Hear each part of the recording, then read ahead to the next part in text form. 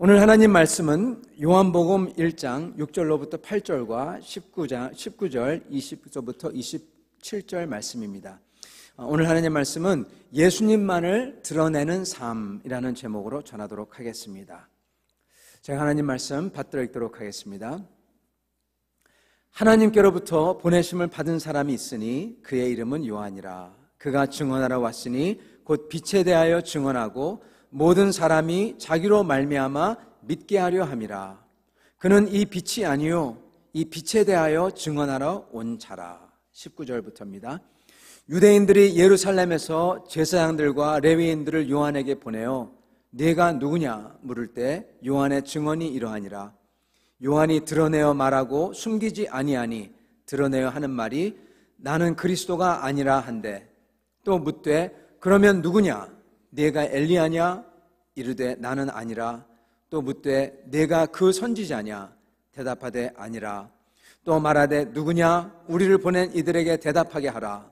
너는 네게 대하여 무엇이라 하느냐 이르되 나는 선지자 이사야의 말과 같이 주의 길을 곧게 하라고 광야에서 외치는 자의 소리로라 하니라. 그들은 바리새인들이 보낸 자라. 또 물어 이르되 내가 만일 그리스도도 아니요 엘리야도 아니요 그 선지자도 아닐진데 어찌하여 세례를 베푸느냐. 요한이 대답하되 나는 물로 세례를 베풀거니와 너희 가운데 너희가 알지 못하는 한 사람이 섰으니 곧 내 뒤에 오시는 그이라. 나는 그의 신발끈을 풀기도 감당하지 못하겠노라 하더라. 29절입니다. 이튿날 요한이 예수께서 자기에게 나아오심을 보고 이르되 보라 세상 죄를 지고 가는 하나님의 어린 양이로다. 아멘. 오늘 하나님 주님을 드러내는 삶이라는 제목으로 여러분과 은혜를 나누고자 합니다. 이 세상에 여러 가지 기쁨이 있지만 여러분에게 가장 크신 기쁨은 무엇입니까? 사람마다 다 조금씩 다를 줄 압니다. 제가 아는 어떤 분은 정말 그 낚시를 너무너무 좋아하세요. 그래서 낚시만 가면은 모든 그 어려움이 다 눈 녹듯이 사라진다고 하십니다. 저는 낚시 가서 기다리는 것을 참 못하겠더라고요. 한번 따라가 봤는데 너무 힘들어요. 어떤 분은 산에 가시는 걸 너무 좋아하십니다. 어떤 분은 그림을 그리시는 것. 사람마다 다 다를 줄 압니다. 그런데 주님께서 주시는 가장 큰 기쁨이 있습니다. 이 기쁨은 오직 크리스찬들만, 예수님을 자기의 주인으로 모신 분들만, 그것도 그 주님을, 사실은 그 주님만을 드러내고자 하는 분들에게 있는 기쁨이 있습니다. 이 기쁨은 그 어떤 기쁨보다도 가장 큽니다. 오늘 이 기쁨에 대해서 여러분에게 전하고자 합니다. 그래서 이 기쁨을 다 누리는 여러분과 저 되기를 간절히 축원합니다. 아멘. 오늘 세례 요한은 나와요. 세례 요한은 좀 우리가 성경에서 보면은 약간 좀 한쪽으로 밀어놓는 사람입니다. 예수님 전에 온 사람인데 뭐 특별한 게 있나 생각이 들죠. 좀 수수께끼 같은 삶을 살았던 사람이에요. 광야에서 나타나서 어느 날 나타나서 약대로 털된 옷을 입고 메뚜기하고 석청을 먹고 그리고 광야에서 선포를 합니다. 근데 오늘 성경 말씀을 보면은 그를 향하여서 빛에 대하여 증언하러 온 자, 하나님이 직접 보낸 자, 그렇게 말씀하세요. 세상적으로 볼 때 어떻게 그를 평가해야 될지 모르겠습니다. 별로 세상이 알아주지 않는 사람, 바리새 파도, 사두개 파도, 에센 파도, 사실은 다 알아주지 않았던 사람. 근데 이 예수님의 평가가 기막힙니다. 마태복음 11장 11절에 이러한 평가가 있어요. 세례 요한에 대해서 그냥 잘했다가 아니라 제가 읽어드렸습니다. 내가 진실로 너에게 말하노니 여자가 낳은 자 중에 세례 요한보다 큰 이가 일어남이 없도다. 아멘. 여자가 낳은 자 중에, 즉 예수님이 오시기까지 여태까지 태어난 사람 중에서 세례 요한보다 위대한 사람이 없다, 이 말이에요. 노아, 아브라함, 다윗, 그보다 더. 뭘 보시고 그렇게 평가를 하실까요? 세례 요한의 위대함은 무엇일까요? 이 위대함에 대해서는 다른 시간에 좀 더 말씀을 언급하고자 합니다. 근데 저희가 오늘 보기 원하는 것은 이러한 요한에게 있었던 정말 주님만을 드러내기 위해 했던 삶을 살았던 그에게 있었던 놀라운 게 하나 있다는 것입니다. 여러분, 세상 사람들이 사람을 평가할 때는 사람이 얼마나 유명한가, 그 사람이 얼만큼 지위가 높냐, 학식이 얼마큼이냐, 어떠한 재물이 많느냐, 이런 걸로 사람들을 평가를 하죠. 무엇을 이뤄놨느냐. 근데 하나님이 평가하신 것은 좀 다릅니다. 사실은 이 세상은 하나님이 보시는 대로 평가하지 않고 저희 인간은 사탄이 저희로 하여금 죄를 짓게 함으로써 사탄은 이 세상의 가치를 다 바꿔놨습니다. 가장 중요한 것에 붙어있는 그 값어치 매긴 티켓, 그 스티커 프라이스, 그거를 딱 떼가지고 가장 값어치 없는 것에 딱 붙여버렸어요. 가장 값어치 없는 것은 띄어가지고 가장 값진 것에 딱 붙여놓습니다. 여러분, 다 뒤죽박죽입니다. 죄가 뭐냐? 이 세상에는 하나님의 질서가 다 뒤죽박죽된 게 죄입니다. 그렇게 만들어 놨습니다. 그래서 저희는 무엇이 정말 가치 있고 귀한 줄 잘 몰라요. 그래서 사탄은 그것을 사용해서 우리가 계속 이 세상에서 헛살도록 그래서 나중에 주님을 만나면은 다 삶을 망치도록 그렇게 인도를 합니다. 그래서 저희는 이 하나님께서 가장 귀하게 여기는 게 뭔지 알기 위해서는요, 하나님 말씀인 성경을 읽어야 돼요. 기록된 말씀, 변하지 않는 말씀을. 저희는 하나님 말씀을 안다고 생각합니다. 예전에 많이 읽어서 다 안다고 생각해요. 근데 사실은 순간순간마다 저희가 결정을 해야 할 때 말씀의 생각과 같이 가면서 결정을 해야 되는데 저희는 말씀을 잊어버리고 세상의 가치관을 따라서 나의 원함을 따라서 가버리는 겁니다. 그래서 사실은 말씀을 안다고 하지만 말씀을 모르는 거예요. 그래서 저희는 항상 말씀을 읽어서 내 생각을, 내 가치를, 내 태도를 그 주님의 말씀에 맞게끔 맞춰야 되는 겁니다. 그게 주님의 백성이 해야 될 일이죠. 그랬을 때 우리의 삶이 올바로 세워지고 그리고 귀한 삶이 되는 거죠. 정말로 예수님께서 세상의 모든 왕 중의 왕이고 창조주라면요, 정말 그것을 믿는다면 제일 중요하고 귀한 게 뭐냐? 그랬을 때는 그분을 아는 거고 그분을 섬기는 겁니다. 요한복음 6장 29절, 예수께서 대답하여 이르시되 하나님께서 보내신 이를 믿는 것이 하나님의 일이니라. 아멘.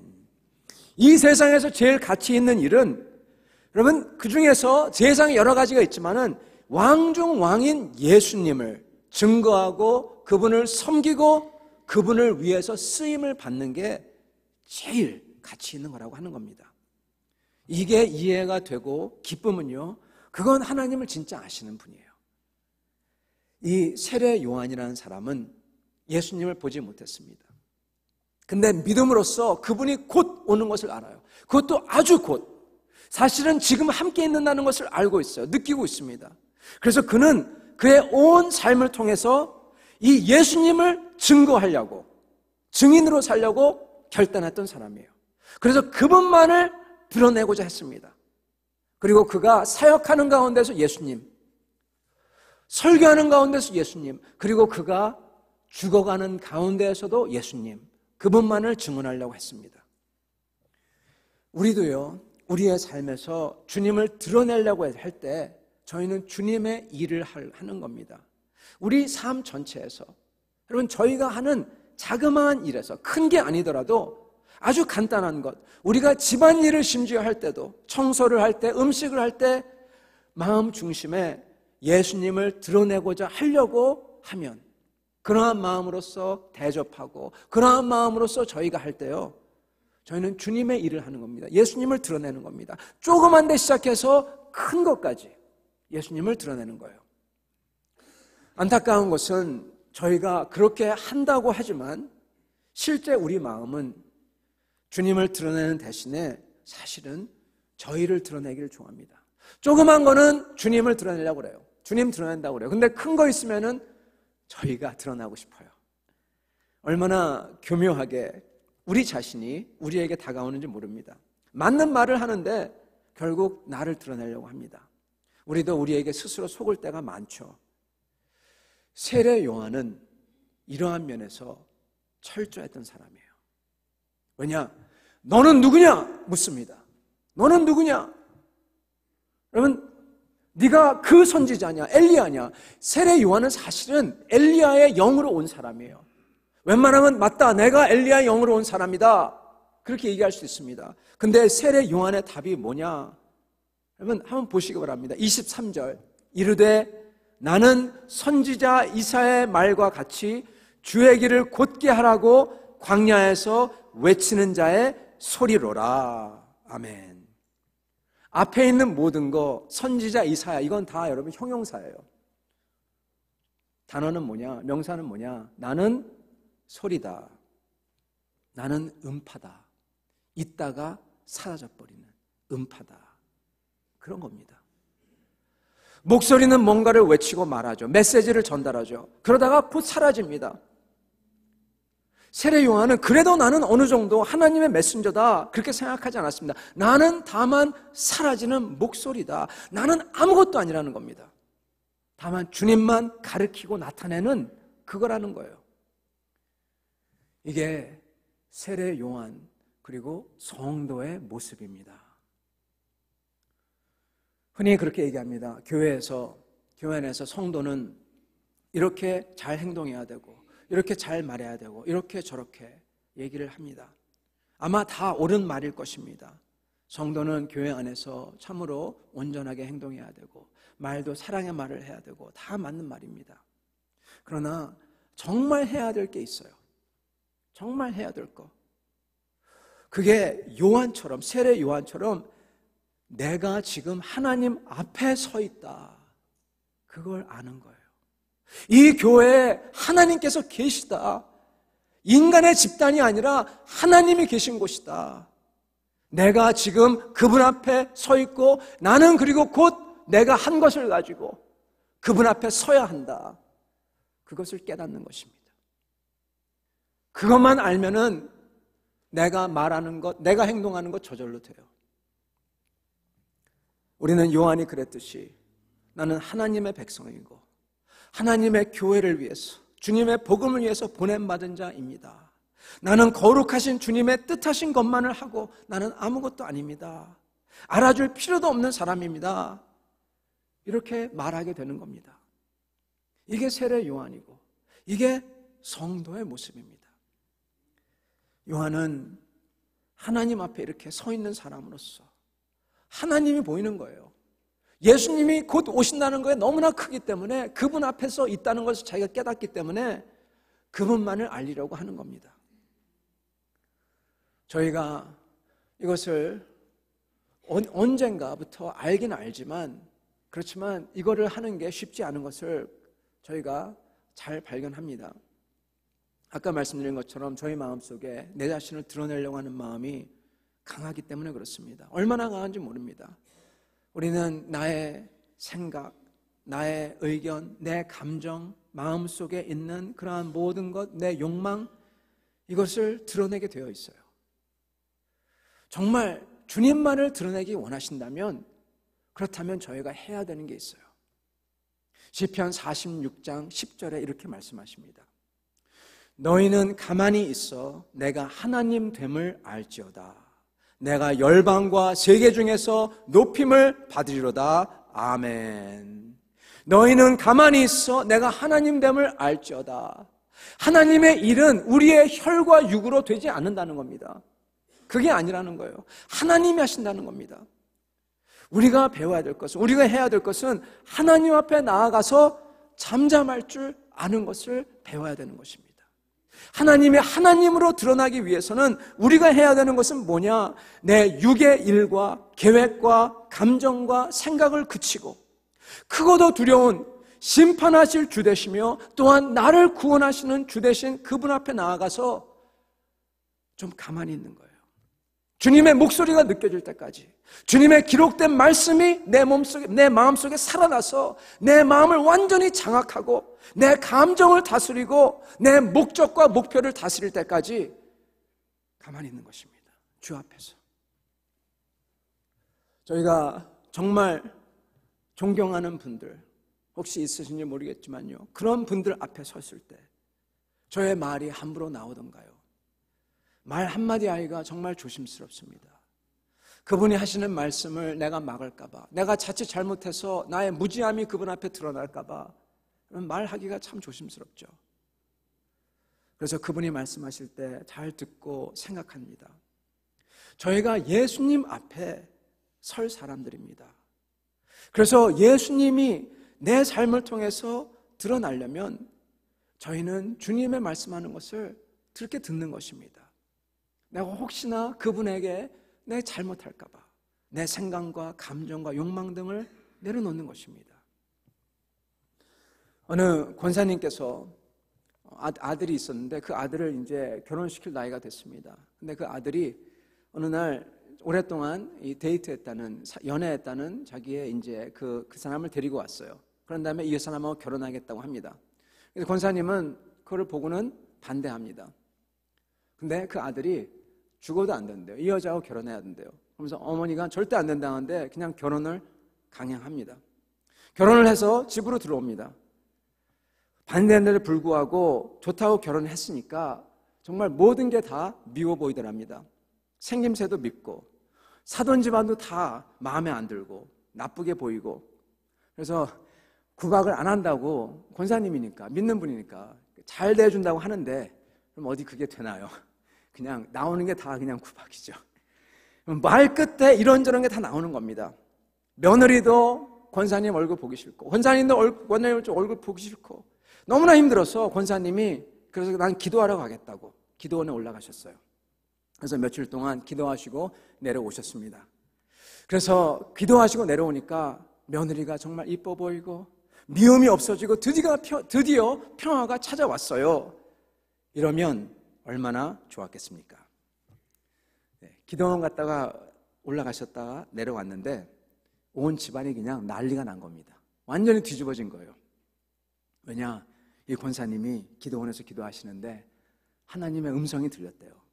밤중에 아주 강한 바람 소리가 나면서, 이 사도행전 읽어보면 성령 임할 때 강한 바람 소리가 나잖아요. 강한 바람 소리 같은 게 나면서 음성이 들려오더라는 거예요. 아무개 권사야, 더 늦기 전에 내 아들을 떼어놓아야 하느니라, 이러더라는 겁니다. 그래서 집에 와셔서 하나님의 뜻이 너희들은 같이 살면 안 되는 거야, 이대로 가다가 큰 재앙이 일어나, 그러면서 이혼해야 된다고 하면서 이혼수소 갖다가 재촉한 겁니다. 그러면 하나님의 목소리이기 때문에 누가 말릴 수가 있겠어요. 그래서 완전히 뒤집어진 거예요. 그 집안이. 큰 어려움이 있었습니다. 저희는요, 저희 생각, 내 고집, 내 원하는 것이 얼마나 강한지 모릅니다. 우리를 속이는지 모릅니다. 심지어 하나님의 목소리까지 들리도록 그렇게 흉내내면서 내가 원하는 것을 하게 하려 하는 게 저희의 모습입니다. 그게 우리의 죄로 물든 우리의 죄인된 모습이에요. 예수님을 정말 저희가 따르고 그리고 그분을 드러나게 하려면 주님의 말씀에, 기록된 말씀에 나를 비춰야 돼요. 그 내용을 객관적으로 잘 알고 거기서 감동감화하는 그 인도를 받아 생각하고, 그래서 내 생각이 바뀌게 하고 말해야 되는 것입니다. 그렇기 때문에 예수님 앞에서 저희의 목소리를 잠잠하게 할 줄 알아야 되는 것입니다. 우리는 내 생각과 감정이, 자존심이 워낙 강해서 때로는 하나님께서 뭘 하려고 하는지 안 보일 때가 많다는 것입니다. 그래서요, 내가 주님을 따르는지 그리고 아니면은 나를 따르는지 그거를 판단할 수 있는 기준이 하나 있어요. 바로 예수님이 드러나냐 아니냐, 이겁니다. 그것도 예수님의 십자가와 부활이 내 말과 태도를 통해서 드러나냐 아니냐, 그걸로 정확하게 알 수가 있습니다. 십자가와 부활. 십자가는 사랑, 그냥 사랑이 아닙니다. 십자가는 무엇이냐? 곧, 그리고 필연적으로 임하는 무섭고 두려운 심판, 그리고 그 심판 가운데 나를 대신해서 그 심판을 받으신 주님, 그분의 상징입니다.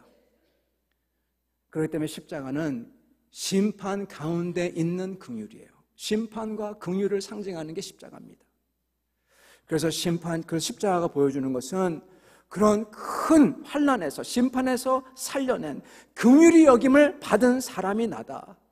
죽을 뻔했던 사람을 구해준 그러한 사람이 나다. 그렇기 때문에 그렇게 살아야 한다는 것이 십자가가 보여주는 거예요. 그리고 부활은 그냥 영원히 사는 게 아니에요. 여러분, 부활은요, 그 거룩하신 주님 앞에서 그 십자가를 주님과 같이 사는 겁니다. 그렇기 때문에 나도 거룩해야 되고, 나도 주님처럼 십자가를 진 흔적이 있어야 된다는 거예요. 그래야지 같은 동지로서, 주님과의 동역자, 주님의 동지로서 마지막 날에 영원히 같이 선다는 겁니다. 그게 부활입니다. 십자가 부활을 그냥 사랑과 그냥 죽는 것 없이 행복하게 사는 걸로 착각하면 정말로 안 되는 것입니다. 말 그대로 심판 중의 긍휼과 주님을 위해서 자기의 십자가를 진 자에게 주어지는 주님과의 영원한 친밀한 삶이 십자가와 부활인 것입니다. 이것을 나타나기 위해서 살아야 된다는 거예요. 여러분, 언제나 내 생각과 말과 태도, 행동에서 예수님이 이 십자가 부활이 드러나야 된다는 것을 잊어버리면, 그리고 이 교회가 예수님의 몸된 주님의 교회여서 이 교회에서 예수님의 십자가 부활이 드러나야 된다는 것을 잊어버리면 우리는 하나님 앞에서 얼마나 그릇된 일을 하고 있게 되는지 모릅니다.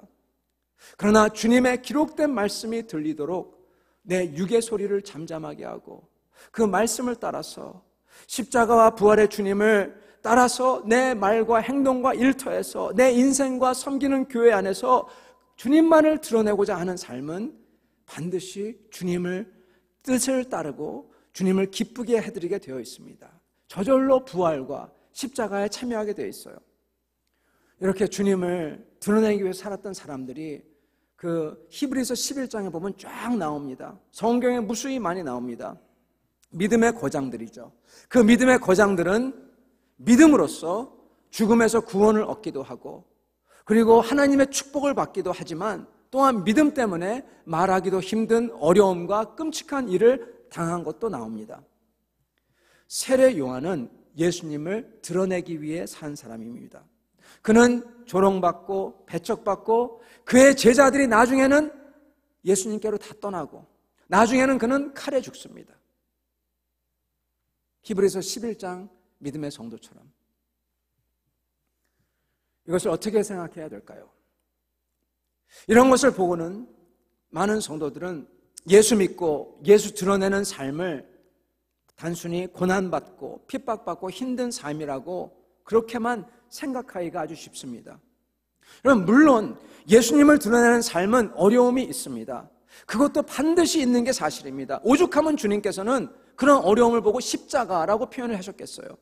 그리고 예수님께서는 자기를 따르려면은 우리를 부인해야 되고 내 자신을 부인해야 되고 내 자신의 십자가를 지고 따라야 된다고 오죽하면 말씀하셨겠습니까? 반드시 있는 것입니다. 그러나 그 가운데 많은 사람들이 못 보고 못 느끼는 게 있어요. 그래서 놓치는 게 있습니다. 사실은 내 자신을 부인하고 심지어 나의 십자가까지 지면서 주님만을 드러내려고 그러면서 주님이 드러날 때 거기에 뭐가 있냐? 말할 수 없는 마치 전기에 감전되는 듯한 찌릿찌릿한 그러한 기쁨이 있다는 겁니다. 희열들이 있다는 것입니다. 이걸 갖게 된다는 거예요. 그리고 그러기에 사람이 바뀐다는 거예요. 사람이 인격이 바뀐다는 것입니다. 다니엘이 왕 외에 다른 신을 섬기는 자 다 죽인다 그렇게 선포했을 때 다니엘이 어떻게 하시는지 아시죠? 이번만큼은 내가 잠시 조용히 있다가 나중에 예배드리지, 그러지 않습니다. 그는 평상시 하듯이 하루에 3번 주님께 기도를 하죠. 근데 어떻게 기도합니까? 2층에서 창문을 활짝 열고 그 베란다에서 기도합니다. 그럼 이건 그래 죽여라 그러는 거예요. 싸우는 겁니다. 뒤에 있는 사단의 권세와 싸우는 겁니다. 죽는 거 다 알고. 그런데도 내 삶은 주님만을 드러내고 영원한 만세의 주님께 내가 조금이나마 영광을 돌릴 수 있구나 할 때 거기에 희열이 있는 것입니다. 모세가 광야에서 주님 말씀에 순종하여 백성을 이끌고 갈 때 하나님이 인도하는데 그 길이 결코 쉽거나 호락호락하지 않습니다. 음식이 없다고, 그 다음에 고기가 없다고, 그 다음에 물이 없다고, 모세 때문에 죽겠다, 왜 이런 어려운 상황이 계속 벌어지냐, 애굽이 편했다, 다른 리더를 세워 애굽으로 돌아가자 하며 모세를 돌로 치려했던 상황이 계속 벌어지죠. 심지어는 모세의 누이 되는 미리암마저도 왜 모세만 하나님을 아느냐, 나도 하나님을 안다, 우리도 안다. 광야에서, 그 뭐가 나올 게 없는 광야에서도 이렇게 상황을 어렵게 만듭니다. 그러나 번번이 그때마다 어려움 가운데에서 하나님께서는 모세가 하나님을 섬기는 것을 보여주십니다. 모세의 짐은 십자가 짐 같습니다. 그러나 그 가운데 어려워도 하나님의 역사를 경험하는 희열이 모세에게 있는 거예요. 그리고 모세와 함께한 사람들에게 있는 거예요. 그 사막 가운데서, 아무것도 없는 가운데서 오히려 그러기 때문에 만남의 회막에서 하나님과 만나는 것을 항상 경험하는 겁니다. 여러분, 그런 광야가 아니었더라면 그렇게 하나님 못 만났을 거예요. 다니엘처럼, 모세처럼, 세례 요한처럼 예수 믿고 주님만을 드러내려고 할 때 그 와중에 겪는 힘든 삶의 연속과 당하는 어려운 일들이 당연히 있습니다. 어떤 때는 감당할 수 없을 것 같은 어려움이 있다는 사실입니다. 그러나 주님을 드러내려는 사람에게는 바로 그 어려움 가운데서 동시에 임하는 하나님의 기쁨이 있다는 거예요. 어려울수록. 그게 바로 사도 바울의 전도하는 삶이고 선교사님들, 지금 선교하는 그 선교사님들의 기쁨인 겁니다. 그런 분들은요, 목숨을 내놓은 분들이에요. 이미 자기 목숨은 자기 게 아니에요. 어차피 사람은 한 번 죽는 거는 기정사실이니까 나는 이 죽는 것, 목숨을 주님 위해서 살고, 그리고 죽는 것도 주님 위해서 죽겠다. 그런 겁니다. 필생즉사, 필사즉생. 살려고 하면은 죽고 죽으려고 하면 산다. 마태복음 16장 25절, 누구든지 제 목숨을 구원코자 하면 잃을 것이요 누구든지 나를 위하여 제 목숨을 잃으면 찾으리라. 아멘. 그래서 하나님께, 사람에게 귀하게 쓰임받은 사도 바울은 이런 고백을 했습니다. 로마서 14장 7절과 8절 이렇게 말씀하십니다. 우리 중에 누구든지 자기를 위하여 사는 자가 없고 자기를 위하여 죽는 자도 없도다. 우리가 살아도 주를 위해 살고 죽어도 주를 위해 죽나니 그러므로 사나 죽으나 우리가 주의 것이로다. 아멘. 사도 바울은 어려워도 속에는 희열이, 기쁨이 가득했던 겁니다. 그리고 그 기쁨은 잠시 그 어려움을 지난 후 지금 주님 나라에서 폭발적으로 큰 기쁨과 희열이 되었을 거예요. 이게 예수 믿는 사람의 마음과 태도입니다. 내 생각과 감정과 원하는 것을 잠잠하게 하고 주님만을 드러내려고 살고 또한 그렇게 죽으려는 그 마음과 삶. 어렵죠. 그러나 기뻐요. 세례 요한도 주님만을 드러내려고 했던 삶입니다.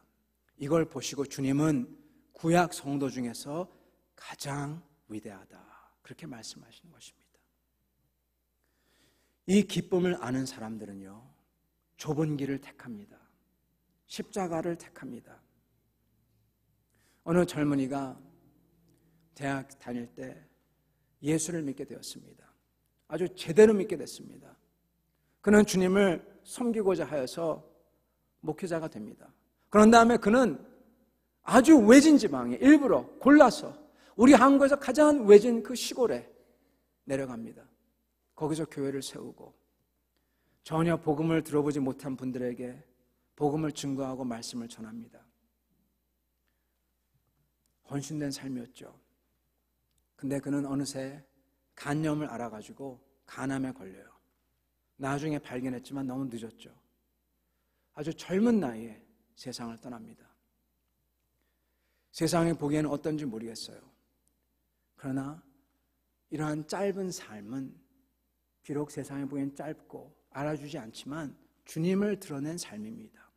복된 삶입니다. 희열이 있고 더 큰 주님과 영원히 영광 중에 살 삶입니다. 여러분과 저의 삶이, 우리의 삶이 각자 자기 삶이 어떤 식으로 펼쳐질지 그건 저희는 몰라요. 우리 각자의 삶의 몫은 각자 것이에요. 주님이 오직 아십니다. 그리고 주님이 살면서 그걸 알게 해주세요. 우리는 우리의 삶이 좀 더 편하고 재밌고 즐겁기를 원합니다. 저도 예외가 아닙니다. 그러면서 그게 안 된 것 같을 때, 아니 왜 내가 이런 어려움을 겪어야 되지? 주님 일하면서 기쁘게 즐기는 시간도 모자르고 인생이 귀한데 왜 굳이 어렵게 돼야 되나 생각하기도 합니다. 어떤 때는 주님 왜 저 사람은 저렇게 편하게 잘 좋게 누리는데 나는 여기 이렇게 이럽니까? 하고 묻기도 합니다. 오늘 본문인 요한복음의 맨 끝에 요한복음 21장에 부활하신 주님께서 베드로에게 나타나세요.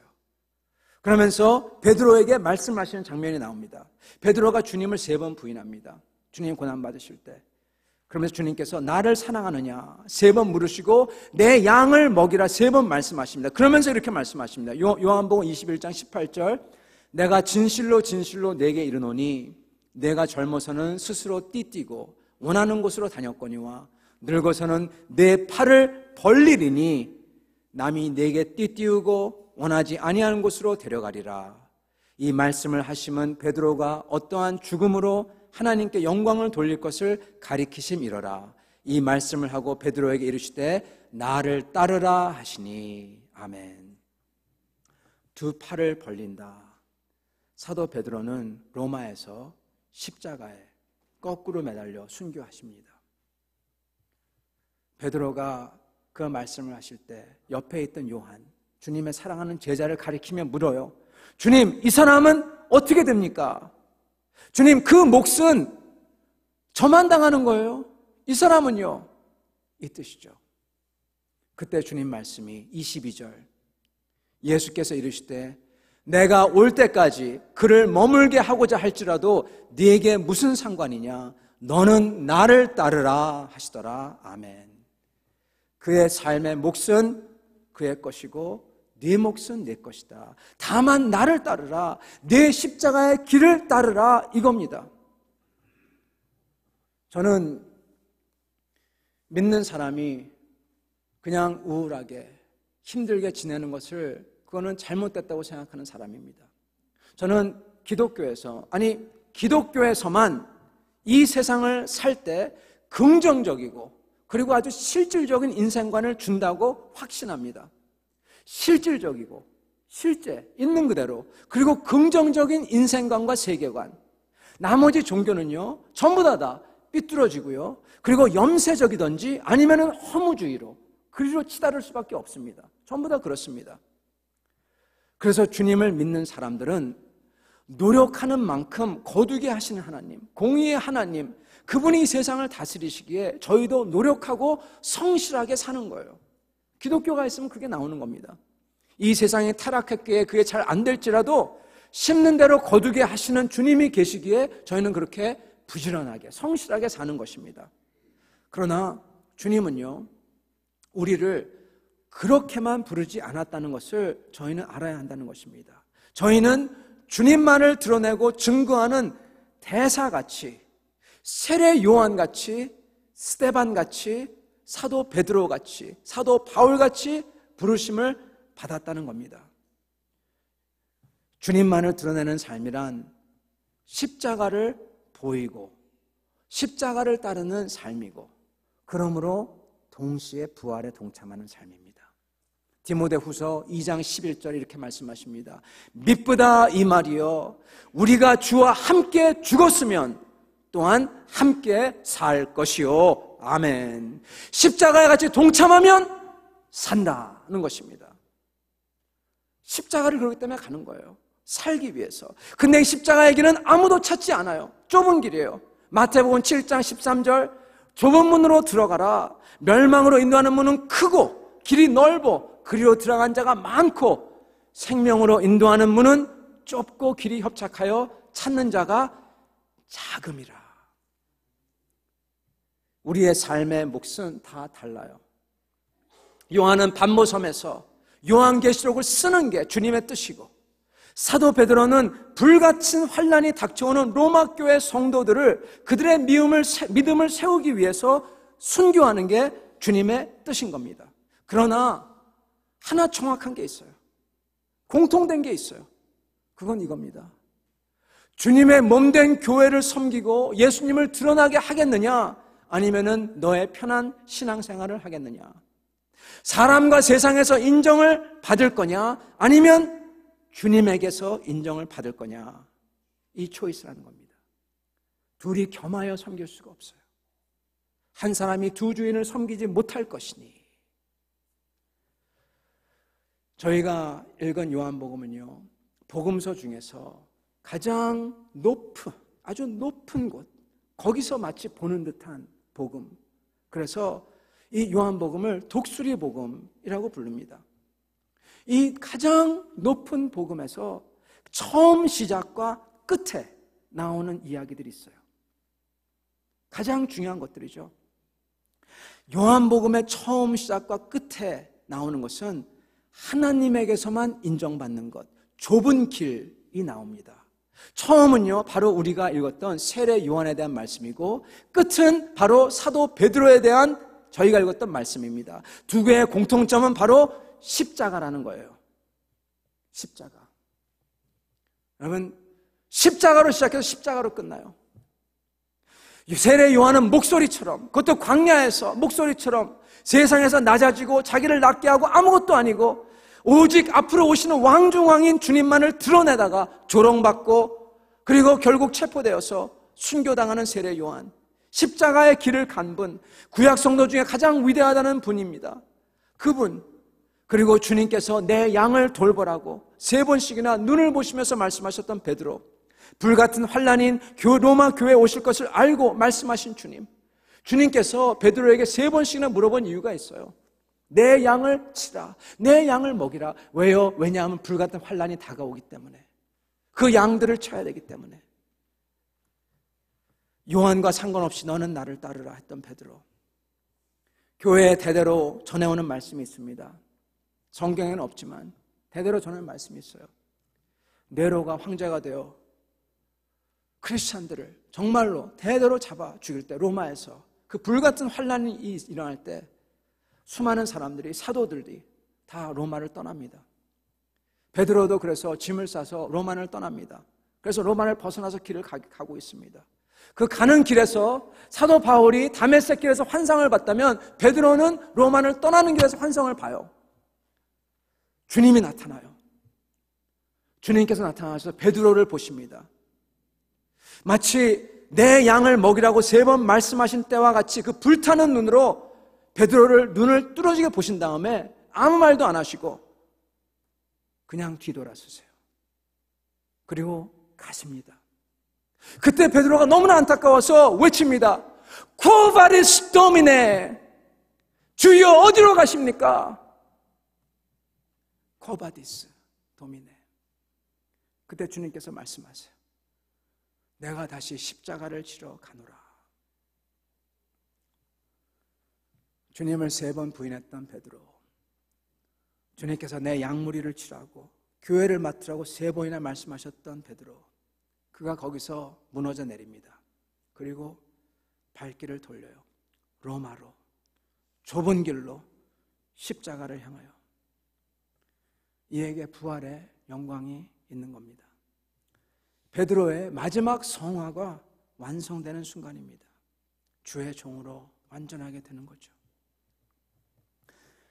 베드로에게도 저희에게도 어려움이 저희를 성화하게 하는 기회입니다. 저희를 변화시킵니다. 주님만을 섬기고자 하는 사람은 이 가운데에서 주님을 섬기는 그 말할 수 없는, 세상이 어떻게 이해할 수 없는 그 기쁨이 있는 것입니다. 이 기쁨을 가지고 영원히 사는 거예요.